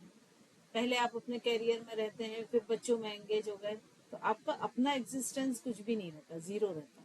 लेकिन जैसे ही 40 तक समय आता है, 40-45 तक कि बच्चे अब अपने में एंगेज हो गए हैं, आप फ्री हो गए हैं, और आप थोड़ा सा अपने ऊपर कंसंट्रेट करते हैं और आपका फैट बढ़ना शुरू होता है। तो ये बहुत सारी चीजें हैं जो पूरी आपके माइंड से डिपेंड करती हैं कि माइंड से सेट होती है। ठीक है। फिर निधि जी, एक ये ट्रिगर पॉइंट बना लेना कि मेरा वेट कम नहीं होता, तो आपका माइंड आपके वेट को कम नहीं होने देगा, क्योंकि ये ट्रिगर पॉइंट आपने डेवलप कर लिया है। तो इसीलिए जब मैं किसी का ऐसा ओबेसिटी वाला प्रॉब्लम होता है तो मैं हमेशा बोलती हूँ कि अपने जो मोबाइल स्क्रीन है उस पर अपना एक ऐसा फोटोग्राफ लगा के रखो जो आपका स्लिम ट्रिम टाइम का हो और आपको बहुत पसंद है, और आप उसको 10 बार उस स्क्रीन को देखेंगे तो वो इमेज आपकी डेवलप होने लगेगी, क्योंकि वो इमेज आपने डेवलप कर ली है ना, तो वो आपको वहां से हटने नहीं देगा आपको। तो एक वो भी रीजन होता है। तो जब तक आप उस इमेज को अलग नहीं करेंगे अपने पास से, तब तक वो वेट कम नहीं, एक रेजिस्टेंस क्रिएट करेगा ना वो। जब भी आप वेट कम के बारे में, अभी आप 2 मिनट के लिए सोचिए कि मेरा वेट कम हो रहा है, बहुत स्लिम ट्रिम हो रही, तुरंत माइंड से एक जो कॉन्शियस माइंड है वो रेजिस्टेंस पैदा कर देगा कहाँ हो रहा है, इतना वेट है, कल ही तो लिया था। वो चीज आप एक्सेप्ट ही नहीं कर पा रही ना। तो सबसे पहले अपने अंदर की जो खुद की इमेज है उसको आपको बदलना पड़ेगा, सबसे पहला काम वो करना पड़ेगा। आप जैसे हो वो आपकी इमेज नहीं होना चाहिए, आप जैसा होना चाहते हो वो आपकी इमेज होनी चाहिए। तो आप एक बार उसको चेंज करके देखें, जरूर असर ऐसा इसलिए होता है कि क्या होता है कि जब हम इंस्ट्रक्शन के साथ कराते हैं, जैसे अभी आप लोग का ही एग्जाम्पल लें, अभी आप लोग जो अलाइनमेंट के बारे में जो भी अवेयरनेस है वो आज के पहले नहीं होगी।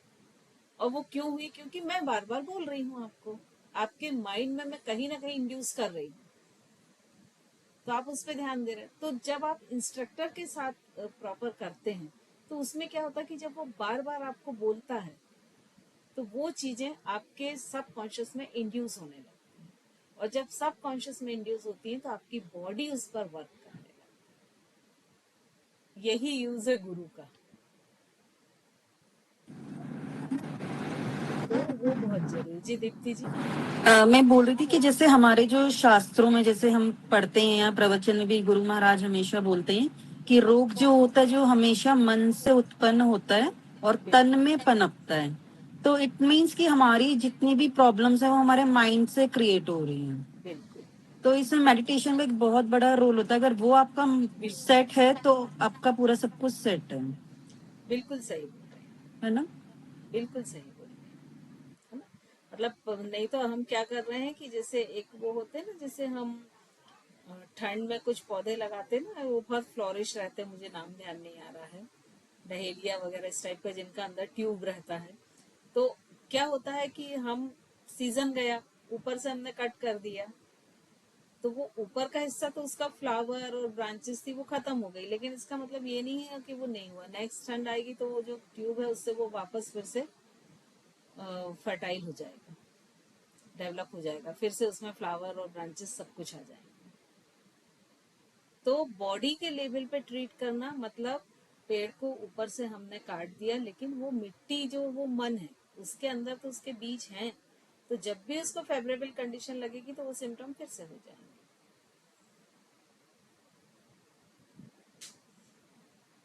चलिए, आई थिंक सभी के हो गए क्वेश्चन। Thank you ma'am.